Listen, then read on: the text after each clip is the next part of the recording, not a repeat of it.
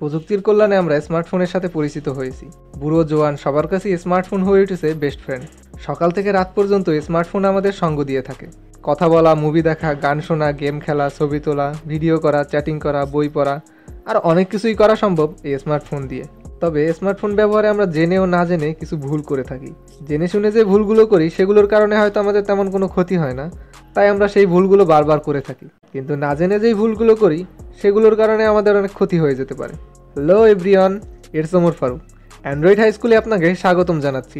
এই ভিডিওর মাধ্যমে স্মার্টফোন ব্যবহারে 10টি ভুল আপনাদের মাঝে তুলে ধরব, যে ভুলগুলোর কারণে প্রতিনিয়ত আপনার নিজের অথবা আপনার স্মার্টফোনটির ক্ষতি হচ্ছে।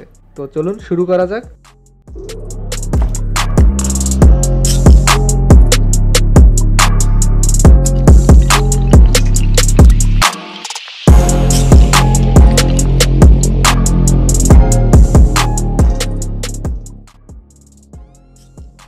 নতুন একটি মোবাইল কেনা হলে মোবাইলের চার্জার, হেডফোন ছাড়াও একটি ইউজার ম্যানুয়াল পেয়ে থাকি, যেখানে মোবাইলটির সকল ব্যবহারবিধি উল্লেখ করা থাকে। কিন্তু মজার ব্যাপার হলো আমরা ইউজার ম্যানুয়াল পড়ার প্রয়োজন মনে করি না। বর্তমান সময়ে নতুন মোবাইল কেনার আগেও পরে ইউটিউবে রিভিউ দেখে নেই, তাই ইউজার ম্যানুয়াল পড়া হয় না। কিন্তু রিভিউগুলোতে মোবাইলের পারফরমেন্স কেমন, প্রধান ফিচার আর নতুন কোনো বড় ফিচার থাকলে সেগুলো উল্লেখ করা হয়। স্বাভাবিকভাবেই এসব রিভিউতে অনেক ছোটোখাটো ফিচার বাদ পড়ে যায়, যেগুলো আপনার অনেক প্রয়োজন হতে পারে। রিভিউর উপর নির্ভর করা ও ইউজার ম্যানুয়াল না পড়ার কারণে আমরা অনেক ছোট কিন্তু গুরুত্বপূর্ণ ফিচার থেকে বঞ্চিত হয়ে যাই। তাই নতুন মোবাইল কেনার পরে অবশ্যই ইউজার ম্যানুয়ালটি পড়ে নেবেন।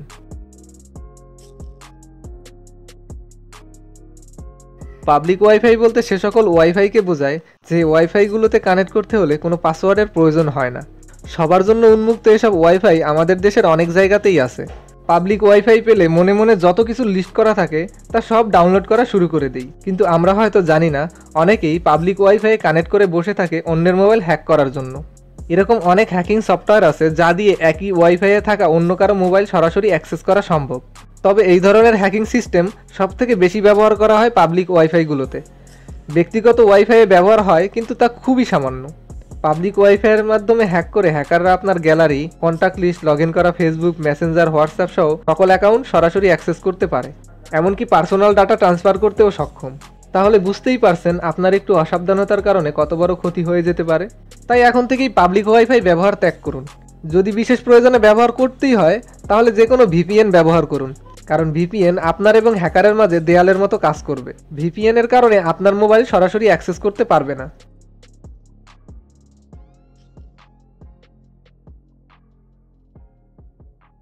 অনেকেই স্মার্টফোনের স্টোরেজ নিয়ে একটু বেশি কেয়ারফুল থাকি, কোনো কারণ ছাড়া একটু স্টোরেজ ছাড় দেই না। কারণ হিসেবে বলা যেতে পারে আমরা অনেকেই মনে করি স্টোরেজ যত ফ্রি থাকবে ফোন তত ফাস্ট কাজ করবে, আর এজন্যই আমরা প্রায় ফাইল ম্যানেজার চেক করি। বিভিন্ন ফোল্ডারের ডিটেলস চেক করতে করতে অ্যান্ড্রয়েড নামের ফোল্ডারের ডিটেলসটি দেখলে একটু ভুরু কুঁচকে যায়। আজব ব্যাপার, এই ফোল্ডার এত জায়গা খায় কেন? এক্ষুনি ডিলিট করতে হবে। যেই ভাবা সেই কাজ, অ্যান্ড্রয়েড ফোল্ডার ডিলিট করে দেওয়া হয়। কিন্তু আমরা অনেকেই জানি না অ্যান্ড্রয়েড ফোল্ডারের কাজ আমরা যে সকল অ্যাপস ও গেমস ব্যবহার করি তার ডাটা সংগ্রহ করা। অ্যান্ড্রয়েড ফোল্ডার ডিলিট করে দিলে সে সকল ডাটা ক্লিন হয়ে যায়। এতে করে সে সকল অ্যাপস ও গেম নতুনভাবে ইনস্টল করার মতো হয়ে যায়। মনে করুন কোনো গেম খেলে আপনি 165 লেভেলে আসেন, অ্যান্ড্রয়েড ফোল্ডার ডিলিট করার পর যখন দেখবেন সেই গেম প্রথম থেকে শুরু করতে হবে, তখন ব্যাপারটা আসলে অনেক বেদনাদায়ক হয়। তাই স্মার্টফোনের স্টোরেজ নিয়ে যতই কেয়ারফুল হন না কেন, অ্যান্ড্রয়েড ফোল্ডার ডিলিট করা থেকে বিরত থাকুন।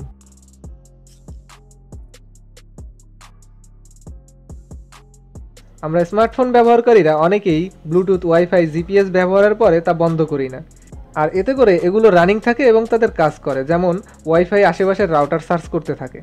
এগুলো রানিং থাকার ফলে আপনার র্যাম বিজি থাকবে, আবার ব্যাটারিও খরচ হতে থাকবে।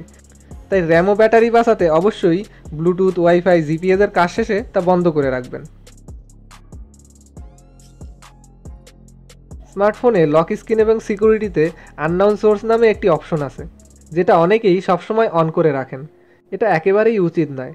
আননাউন সোর্স অফ করা থাকলে শুধু প্লে স্টোর থেকে অ্যাপস ইনস্টল করতে পারবেন, কারণ একমাত্র প্লে স্টোরেই কোনো প্রকার ম্যালওয়্যার ও ভাইরাস মুক্ত অ্যাপস পাওয়া যায়। বিভিন্ন ওয়েবসাইটে যে সকল অ্যাপস পাওয়া যায় তাতে ম্যালওয়্যার ও ভাইরাস থাকার সম্ভাবনা খুবই বেশি। আবার আননাউন সোর্স অন করা থাকলে যে কোনো মুহূর্তে আপনাকে কোনো প্রকার নোটিশ ছাড়াই ভাইরাসযুক্ত অ্যাপস ইনস্টল হয়ে যেতে পারে, যা আপনার ও আপনার মোবাইলের জন্য ক্ষতিকর। তাই আননাউন সোর্স সবসময় অফ করে রাখবেন, বিশেষ প্রয়োজনে অন করে কাজ শেষে আবার অফ করে দিবেন।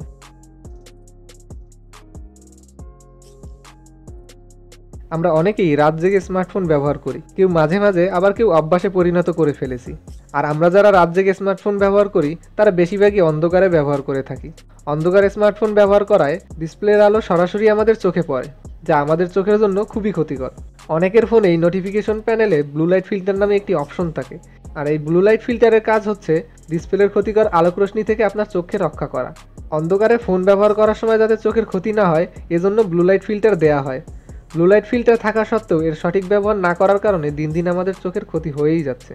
তাই অন্ধকারে স্মার্টফোন ব্যবহার করলে অবশ্যই ব্লু লাইট ফিল্টার ব্যবহার করবেন। যাদের মোবাইলে ব্লু লাইট ফিল্টার দেওয়া নেই তারা একেবারেই চিন্তা করবেন না। প্লে স্টোরে ব্লু লাইট ফিল্টার নামে অনেক অ্যাপস পাওয়া যায়। ভিডিওর ডিসক্রিপশনেও ব্লু লাইট ফিল্টারের লিঙ্ক দেওয়া আছে, আপনি চাইলে সেখান থেকে ডাউনলোড করে নিতে পারেন। প্রতিদিন আবিষ্কার হচ্ছে নতুন নতুন প্রযুক্তি, আর স্মার্টফোনে যোগ হচ্ছে নতুন নতুন ফিচার। আর এসব ফিচার আমাদের ফোনে আগে থেকে না থাকলে আপডেটের মাধ্যমে তা যোগ করতে পারি। কিন্তু আমরা অনেকেই ফোনের সফটওয়্যার ও অপারেটিং সিস্টেম আপডেট করি না, যার কারণে আমাদের ফোনগুলো রয়ে যায় ব্যাকডেটেড। যে কোনো অ্যাপস ও ফোন লঞ্চ করার পরে ব্যবহারকারীদের চাহিদা অনুযায়ী আরও উন্নত ফিচার যোগ করা হয় এবং কোনো ত্রুটি থাকলে তা সংশোধন করা হয়। আর তা পেতে হলে আমাদের আপডেট করার প্রয়োজন হয়। আপডেট না দেওয়ার ফলে আমরা এ সকল সুবিধা থেকে বঞ্চিত হই। তাই অ্যাপস ও অপারেটিং সিস্টেম আপডেট না করার বদঅভ্যাস ত্যাগ করুন। আমরা সবাই চাই আমাদের ফোন যেন অনেক দ্রুত কাজ করে, আর এজন্য ফোনের র্যাম ক্লিন রাখতে হয়। আর তাই অনেকেই র্যাম ক্লিনের জন্য বিভিন্ন অ্যাপস ব্যবহার করে থাকি। কিন্তু আমরা হয়তো জানি না এ সকল অ্যাপস র্যাম ক্লিন করে ঠিকই, কিন্তু এই অ্যাপসগুলো রানিং থাকার জন্য র্যামের জায়গা দখল করে নেয়। ফলে ব্যাপারটা দাঁড়ায় যেই কদু সেই লাউ। এখন আপনাদের মনে প্রশ্ন জাগতে পারে, তাহলে র্যাম ক্লিনের জন্য কি করতে পারি? এক্ষেত্রে আমি বলবো, র্যাম ক্লিনের জন্য বর্তমান সকল ফোনের মধ্যে র্যাম ক্লিনের সুবিধা দিয়ে থাকে, আর এর ফলে এক্সট্রা কোনোভাবেই র্যাম ব্যবহার হয় না। এ সকল সুবিধা আপনাকে একটু কষ্ট করে সেটিং অথবা অ্যাপস ড্রয়ার থেকে খুঁজে বের করতে হবে। আবার আমরা ভাইরাস থেকে ফোনকে রক্ষা করতে অ্যান্টিভাইরাস ব্যবহার করি, আর এ সকল অ্যাপস র্যাম ক্লিনের মতোই রানিং থাকতে র্যামের জায়গা দখল করে, আর এসব অ্যাপস ব্যাটারির উপরে চাপ সৃষ্টি করে। তাই অ্যান্টিভাইরাস ব্যবহার না করাই ভালো। এক্ষেত্রে আপনাকে একটু কেয়ারফুল থাকতে হবে। যেমন আপনি আননাউন সোর্স সবসময় অফ করে রাখবেন, ফলে থার্ড পার্টি অ্যাপসের মাধ্যমে ভাইরাস প্রবেশ করতে পারবে না। আর খুব বেশি প্রয়োজন না হলে প্লে স্টোর ছাড়া অন্য কোথাও থেকে ডাউনলোড করে থার্ড পার্টি অ্যাপস ইনস্টল করা থেকে বিরত থাকুন। দৃশ্যমান কোনো কিছু আপনার ক্ষতি করলে সহজেই বুঝতে পারেন এবং তার প্রতিকার করে থাকেন, কিন্তু যে ক্ষতি দেখা যায় না, প্রাথমিকভাবে বোঝা যায় না, তাকে নীরব ঘাতক বা সাইলেন্ট কিলার বলে। মোবাইলের রেডিয়েশন তেমনই। মোবাইলে 15-20 মিনিট কথা বলার পর দেখবেন মাথা ঝিমঝিম করছে, অস্থিরতা বেড়ে গেছে। একটানা 1 ঘন্টা বা তার অধিক কথা বললে দেখবেন মাথা ব্যথা করছে। শিশুদের রোগ প্রতিরোধ ক্ষমতা বড়দের থেকে কম, তাই বড়দের তুলনায় শিশুদেরই ক্ষতি বেশি হয়, যা ব্রেন ক্যান্সারে গিয়ে ঠাঁই নিতে পারে।